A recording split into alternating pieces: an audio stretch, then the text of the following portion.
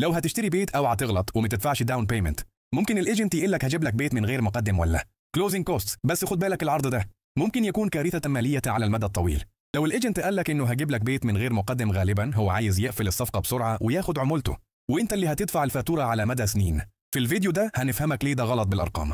اولا هنفترض ان متوسط سعر البيت اللي هنعمل عليه الحساب 350,000 دولار. سعر الفايدة اللي هتاخد بيها البيت هي 6.5% سنويا. ضريبة الملكية التقريبية 3,500 دولار سنويا. رسوم ال HOA التقريبية 150 دولار سنويا. تأمين البيت تقريبا 1000 دولار سنويا. وعلشان نحسب احتمال ال PMI التأمين لو المقدم أقل من 20%، هنفترض نسبة تقريبية لل PMI حوالي 0.8% سنويا، ودي أرقام تقريبية. هنفترض 3 سيناريوهات. السيناريو الأول مفيش مقدم خالص، السيناريو الثاني مقدم 5%، السيناريو الثالث مقدم 15%. في السيناريو الأول لو مفيش مقدم خالص، بما إن القرض 350,000 دولار، القسط الشهري على القرض Principal وإنترست بحسبة فائدة 6.5% على 30 سنة هيكون 2212 دولار شهريا.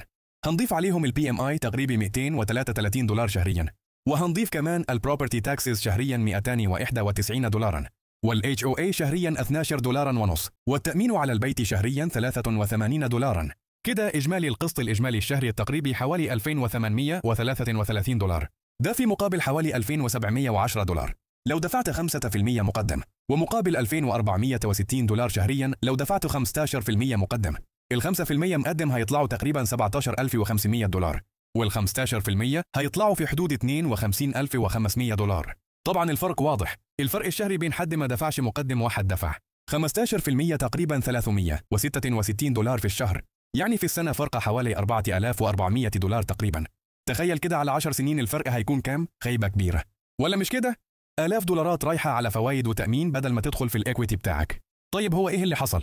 لو الإيجنت قال لك إنه هجيب لك بيت من غير مقدم، غالبا هو عايز يقفل الصفقة بسرعة وياخد عمولته، وإنت اللي هتدفع الفاتورة على مدى سنين. قسط أعلى، PMI وتأمينات ورسوم سنوية. المقدم مش رفاهية، ده أمان مالي بيقلل عليك القسط ويقلل المصاريف الشهرية.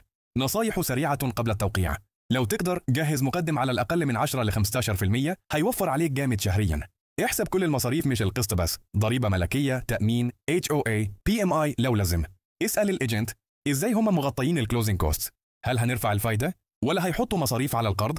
الأسئلة دي بتحميك. لو محتاج استشير سمسار أو مستشار تمويل مستقل قبل ما تمضي. في النهاية شكرا لكل اللي بيتابع ويتفاعل معانا. قولوا لنا في التعليقات بتسمعونا منين، وهل كنت هتوافق على عرض زيرو داون بيمنت وكلوزنج كوست؟